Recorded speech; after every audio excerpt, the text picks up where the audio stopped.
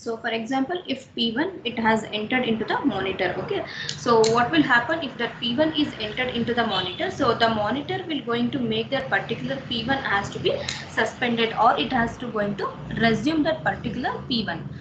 So if that resume the process within a monitor, so until still it has not get taken the whatever the shade variables and the procedure, it is still not taken or it is not utilized by the process.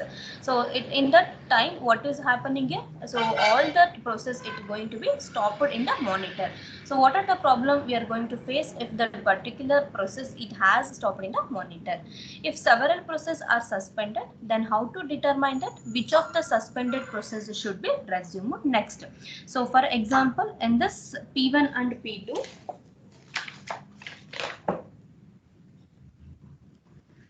for example here P1 and P2, so P1 has entered here, so it all executed the task, so then it has to come out.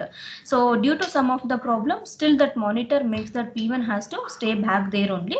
So then P2 is allowed to enter into the monitor, that is the P2. Okay, so here it is both the P1 and P2 as arised in the state. So then what the problem it is going to do, that if several processes are suspended, then determination of the process should be resumed next. So either if it is 2 or in the P1 and P2 it is in the monitor state. So if the problem what is it is facing in the monitor, it is resumed that problem.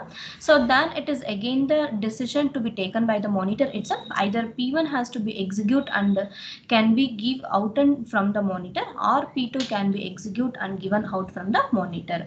So this is what the problem it is going to face by the monitor. So one solution, use an FCFS ordering, that is the process that has been waiting the longest is resumed first. So what is the solution for this problem? So which is the first come first serve ordering? For example, here P1 has first come into the monitor. So P1 has first came into the monitor and it is waiting for the long period of time. So P2 then it is entered into the monitor. So which is came the first, that is a first come first serve. So that has to be given, that has to be released first. Next solution, so either you can use this first and first serve concept, or use the conditional wait construct, that is x dot wait. So or you can use the condition that is wait condition. So wait of C, here what is an C? It is an integer expression evaluated when the wait operation is executed. So here C stands for an integer expression. Okay, so what is this integer expression? So it can be evaluated when the wait operation is executed. So in the wait operation, so we know that to enter into the critical section it has to execute the wait operation. So during that execution of the wait operation, so we are going to evaluate the integer expression value. So next value of that C, that is a priority number, is then stored with the name of the process that is suspended. So once we have doing that, the process is entering from the entry section to the critical section. So it is going to execute the wait condition. So while executing that wait condition, so that particular name of the process it has to be stored in the some storage. So that whatever that process which is stored in the storage, it has its own unique ID or it has its own priority number. For example, P1 has 1 as a priority number and P2 has 2 as a priority number. So in case to solve this particular problem, we can going to use the priority number, that is which one has the highest priority number, it can be suspended first from the monitor. Where X dot signal is executed with the smallest associated priority number. So here X dot wait it is executed with the highest priority number, and X dot signal it is executed with the smallest priority number. So why? Because we know that X dot wait it is used to execute from entry section to the critical section as it is entered first, and this X dot signal it is executing from that is a critical section to the exit section. A monitor to allocate the single resources. Okay, so for example here it is in a monitor, so this monitor it has to allocate the single resources. So there will be single resource needs to allocate it to the P1. Okay, so here A is a resource which is available here, so P1 cannot directly access the A1 resource, so it has to access the A resource through the procedure. Okay, so here P1 is requested to access the A resource through the procedure here. through the procedure here. So we'll see that simple code that how we are going to allocate the single resources. So first you use the boolean value busy and condition x void acquired. So if busy, so if particular, if it is in a busy, if that resource, so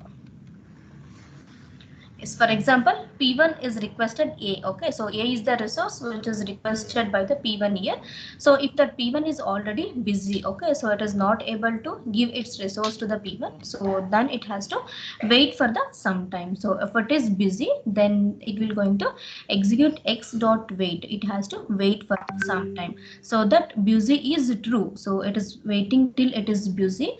So it has to wait until that particular resource has to be unlocked by the any other process which is already utilizing. Then if it is done, then it will going to call the release method. So what is that release method? Busy is equals to false. So where if that busy is equal to 3, then the process has to wait there. Here void release, that already it has done the task and it is going to releasing now. Here the value of the busy is equal to signal. As we know that to release that signal, the value is equals to false, then we need to call the signal operation. So it is to call the signal operation to unlock the particular resource which is already taken by the any other process. So if it is executed, so then the complete code execution initialization code can be executed. Yes, here r dot acquired, so resource which is going to be acquired by any other process t for a particular amount of time.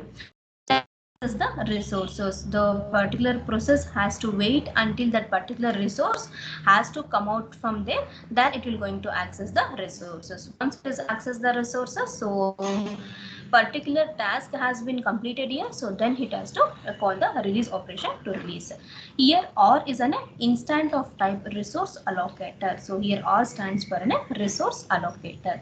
Following problems may occur during the resource allocator. So in this, some of the problem may occur during the allocating the sum of the resources. A process, it may access the resource without gaining the access permission.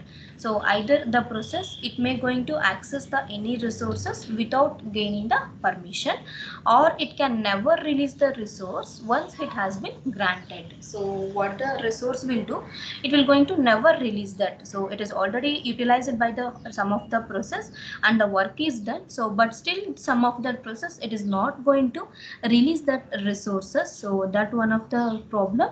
And a process may attempt to release the resource that it never requested. So until any process, it is not going to give the request to the resources. So until that time, the process is not ready to give the resources.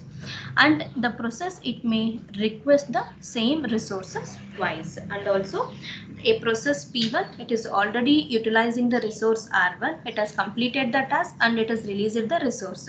But still again that particular P1, that is the process, again it is requested the same resource. That is what it is requesting, the same resource either twice or thrice. Again it causes one of the problem during the resource allocation. This completes your second module, that is multi-threaded programming and the process synchronization.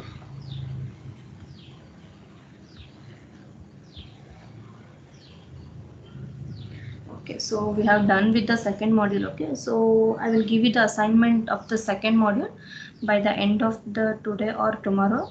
So you have to write the complete second module question and submit within the second IA. So I'll give you 1 week time.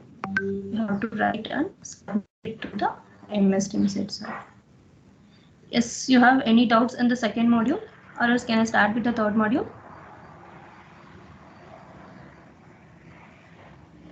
Yes, can anyone briefly tell out that whatever the concept we have studied in the second module? Yes, look into your book, whatever you have written. Just look a quick look on that, whatever the concept we have discussed in the second module. Is it I'm audible to you? and as well as the procedures. Those procedures we are going to call it as an functions.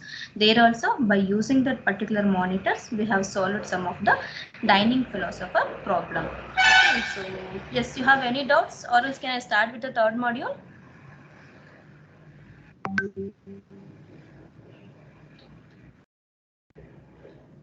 No doubts, Yes, ma'am. at least you people replied in the chat box. Yes, others, at least you people replied in the chat box.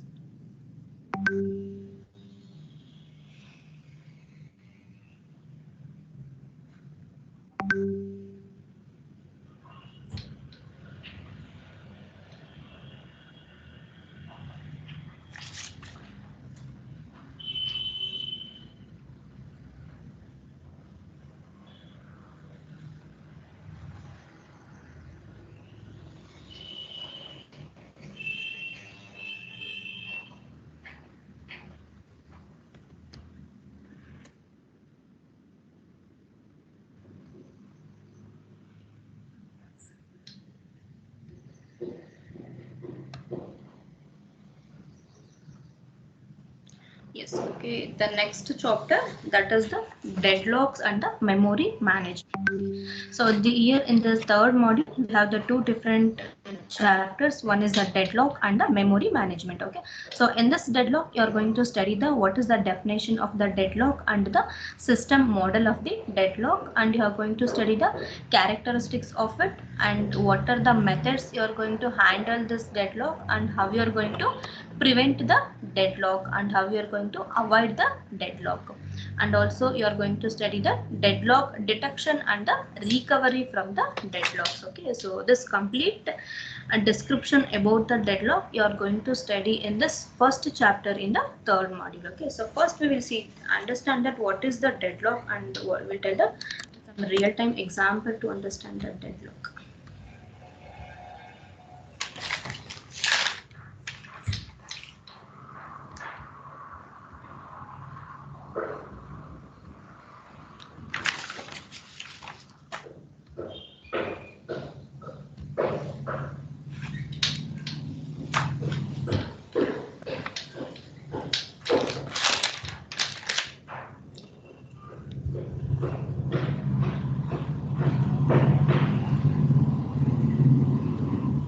Okay, so let me see that what is a deadlock here. Okay, so we call this deadlock, it is a problem, or we can going to call it as a condition or situation. So it is either a condition or it is a situation. Okay, so deadlock is a problem and it is a condition or it is a situation when two process is going to share the same resources. When two different process are going to share the same resources, so these are effectively preventing each other from accessing the resources. So let me tell one real-time example that how we are going to see the deadlock here. So here for example, take that there will be a one road as there. So let me take it as a road. So here one vehicle is coming in this side and again one more vehicle is coming in this side. Okay, so both these two vehicles has to reach by this opposite direction. So let me take it as an user 1 and is the user 2. Okay, so both user 1 and user 2 is coming in the opposite direction in the same road. Okay, so either user 2 has to go this side by using any other space, or user 1 can go this side by using any other remaining space. So but already whatever the space it is there, it is already filled by the other vehicles. Okay, so then what will happen, either u1 has to come back to this road or u2 has to come back this road. Okay, but no one user is ready to come back here. Okay, so this particular situation we are going to call it as a deadlock situation, or it is a deadlock condition. I will repeat once again. For example, user 1 and user 2 traveling in the same road, so they are not able to reach the road by using any other space because already all the vehicles are occupied here. So then that particular state, what we are going to call it is a deadlock. Okay, so this is one real time example. So and one more example, let me take the phone call. So what is that phone calls? For example, A here is and B here. So for example, A is dialing the number to call with B, and the same time what the B will do, B is dialing the number to talk with the A. Okay, so at the same time these two persons are going to make a call here. So at this again both this A and B, it is going to get the engaged, or they are going to get the busy condition. So that particular state again we are going to call it as a deadlock.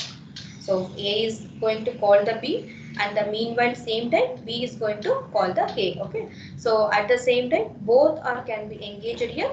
He is not able to talk with him and he is not able to talk with him. That particular condition we are going to call it as a deadlock. Okay, so let me take that process P1 and take the resource R1 and take the resource R2 and take the resource P2. Okay, so before that, take down the definition for deadlock. Yes, I've understood this concept. What is a deadlock? Yes, ma'am. Take down the definition. It is a problem. It is a problem, comma, a condition or situation when two process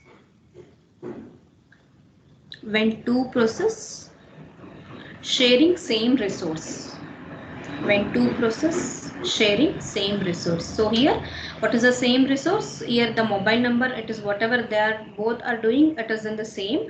And again what is the same resource here? So what is the route that two users can be taken to travel here? So that is the common resource here. It is a problem, comma, a condition or situation when two processes sharing the same resource are effectively preventing each other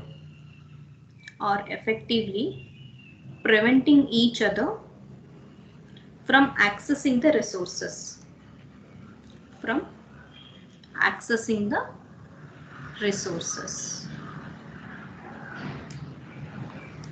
Yes, there take down or. So there you take down this. Deadlock is a situation where a set of processes are blocked.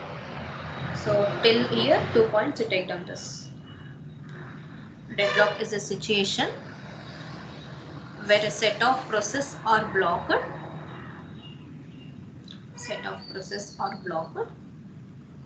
Because each process is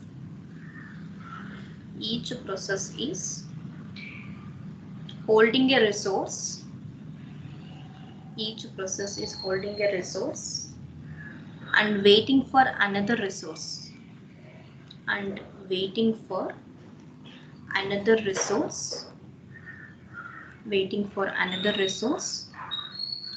Held by some other process. So this is a real-time example we are seeing. So now we will see the example of a situation where the deadlocks will occur. Okay, so this is the diagram for that. So take down the example of a situation where deadlocks can occur.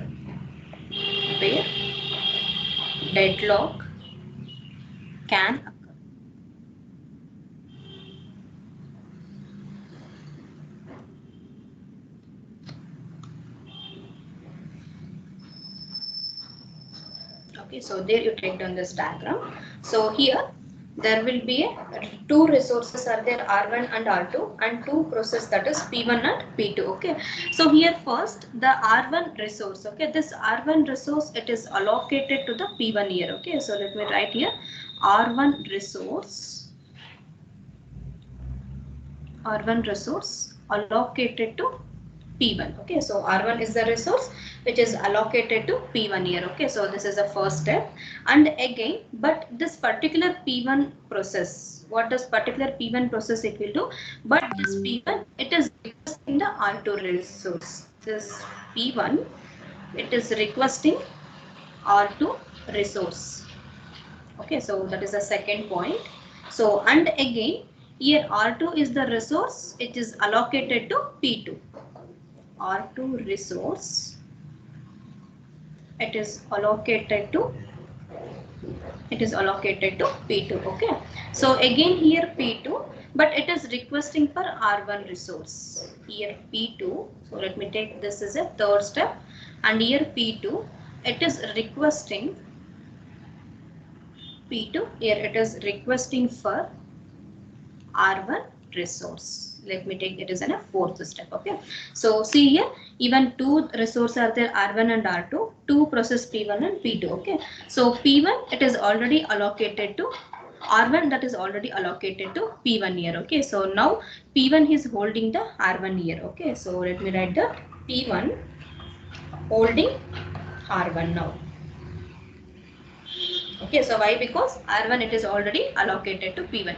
So but what the P1 is required? So P1 is requested for the R2 resource. Okay, so but P2 it is requesting for the R2 resource. Sorry, P1 it is requesting for the R2 resource. It is requesting the R2 resource. Okay, but R2 it is already allocated to the P2. This R2 resource, it is already allocated to the P2. Okay, so now again what the P2 it is doing here? So P2 it is again it is requesting the R1 here. Okay, so this complete state we are going to call it as a deadlock here. So why? Because one and the other process or the resource it is depending on the other or any another. So here resource R1 it is giving on the P1, so but it is depending on the R2, and again this R2 it is given on the P2, but it is depending on the R1. So this is the state where we are going to call it as a deadlock state. Okay, so because no one it is an independent here, so one in the another way every resource or the process it is going to depend on any other resources. So this complete state we are going to call it as a deadlock state. Okay, so it on one again repeat one this real time example. So let me take a road or any train. So in that same line, in the same path, if the two different user 1 and user 2 are traveling in the same path, so if there is no space to reach by the other side, so that the particular space what is we are going to face here, we are going to call it as a deadlock. Okay, so this is the example.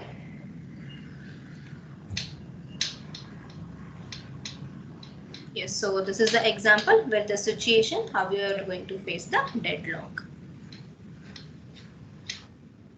Next we'll see the system model. A system consists of the finite number of resources. These resources are distributed among the number of systems or number of processes. So for example, we know the difference between the process and the resource. Okay, to execute the particular process, we have some of the resources, right? So let me take that we have required some of the resources. For example, computer. So I need to take the printout from the computer.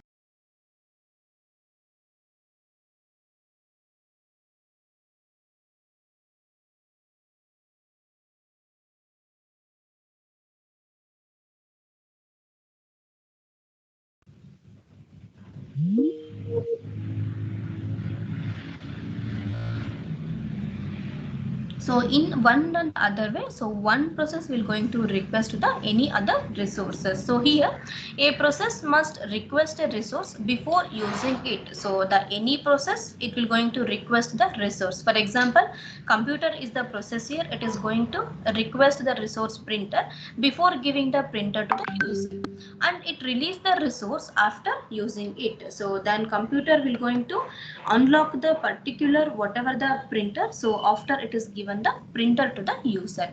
A process can request any number of resources to carry out the given task. There is no any limited number of resources needs to be taken by the process. It can take the any requested number of resources. The total number of resources requested, it must not exceed the total number of resource available. So for example, so the total number of resource requested, so there will be only R1 and R2 is only two resource available to the process P1. So what the process P1 do? It can going to access that R1, R2, and again it is required the R3. It is not possible. It should not be exceeded the total number of resources available. In normal operation, A process must perform the following task in the sequence. So in the normal operation, what the process it will going to do? So process first it requests the resources, and the process it will going to use the resource, and the process will going to release the resource. This is the three main different operations or three main different tasks which is going to taken by the process. What the process will do? Process will request the resource, and the process will use that particular resource, and again once it is completed, the process will going to release the resource. So if the request cannot be granted immediately, then the requesting process it must wait for acquiring the resources. If that process it is requesting the resource, it may not be sure that you are going to get the resource immediately. So because that resource which is already utilizing by the some any other processor, so then what you have to do? So you have to wait for some amount of time to get that particular resources. So for example, you can use the open or malloc function, new function, and request function. So these are the examples that how you are going to do the request. So if that resource it is already available, so then you are going to use the open function. So if it is not available, then you are going to give the request to that resources, then you are going to get the resource. And what once you have received the request, you have given the resource, then you have to use that. The process use the resources. Example, print to the printer or reads from the file. So for example, here computer is requesting the resource printer. So now it is available to the computer, that is printer is available to the computer. So what the process that is the computer will do? It will give the printer to the user. So it is the state what? It is the process is using the printer here. So once the printing the sheet or printing the file is done, next what the process will do? He will going to release the resources. The process it will release the resource, so that resource become available to the other process. So if that particular mine work is done, so then what I will do? So I will release that. So for example, if I'm taken the second hour class, my portion is completed, so then what I will do? I will leave you the people, so the another person, another faculty can going to engage by the third hour. So whatever the resource I am released here, whatever the class I am released here, so that can be utilized. Or example, how you are going to release? You can use the close function or free or delete or release. So these are the functions you can use to do the release operation. So just take down heading request, there copy the example open, new, request and malloc. Next in the release, take down the example close, free and the delete. Just make a note of it.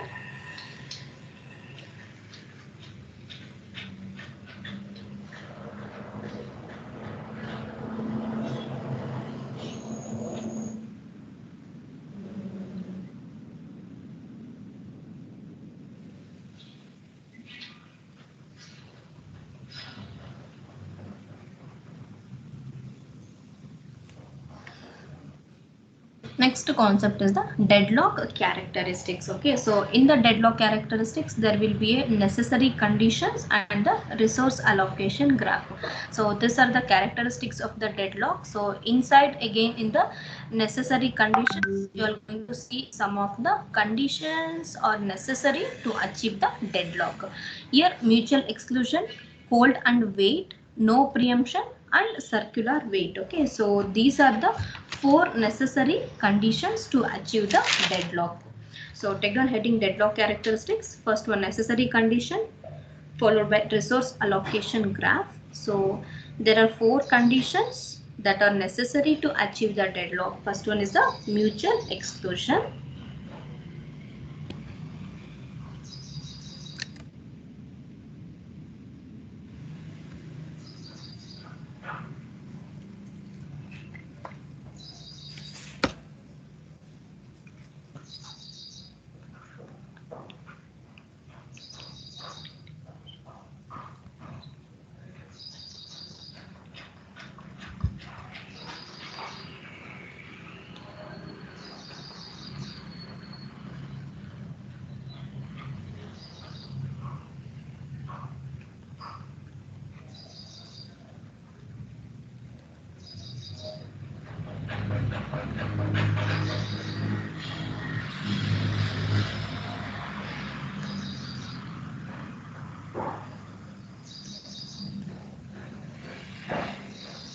Okay, so these are the four conditions for the deadlock. So first we will see that what is mutual exclusion.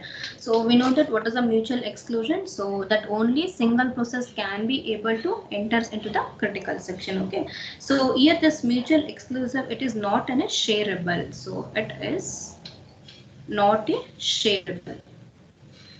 So for example, let me take R1 is the resource here and P1 is going to accessing that resource. So if the same time P2 has came to access the resource, it is not possible because this mutual exclusive, it is not shareable. So it doesn't going to share the any data. So this resource cannot be shareable between the any two other processor. Okay, so then there, if it is a shared variable, if it is a shared memory, then you are going to face the deadlock condition.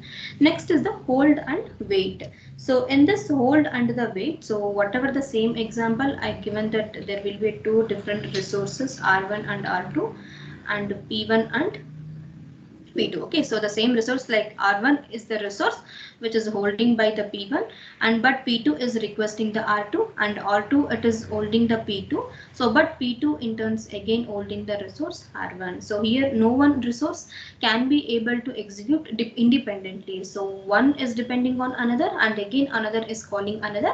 So everything in it is going to be dependent on one on the other way. So in this here this R1 it is already holding by the P1 but P1 is requesting the R2 and again this R2 is holding the P2 but P2 is requesting the R2. So this is one is holding and another is waiting. So here P1 it is already holding the R1, so but still that P1 again it is waiting for the another resource. Okay, so this is the one condition that it will going to make the deadlock here. So next third one is the no preemption. So what is this no preemption? So for example, resource are there and process is there. Okay, so if that particular resource it is utilized by the process, so then by voluntarily the resource can be voluntarily released by the process. So if that whatever it is required, how much of time that process P1 is required that resource, so if that task is done, so by voluntarily this resource is going to be released by the process. So what the P1 will tell, so my work is done, what is it is get taken by the resource, now I am going to release or by voluntarily this particular R1. Okay, so that particular R1 it is voluntarily released by the process itself. Okay, so that we are going to call it as a no preemption. So we are not forcefully removing the any resource here, by voluntarily the process is going to release the resource, then we are going to call it as an there is no preemption. And next in the last circular wait, so let me take that example. So for example, A is a process here. Okay, so A is acquiring the B process, it going to acquire the resources which is needed by the B. So what the A is doing here, A is acquiring the resources which is needed by the B, and again B is acquiring the resources which is required for the C, and C is acquiring the resources which is necessary and which is required for the D.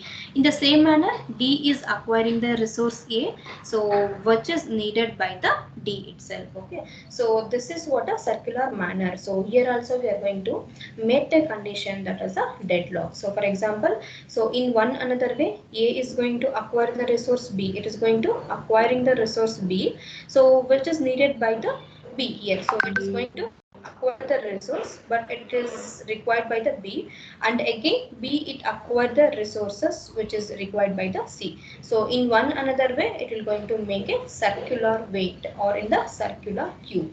So one has to wait until another any releases, so that has to wait any another previous resource has to be released. Okay, so this condition again it will going to make the deadlock.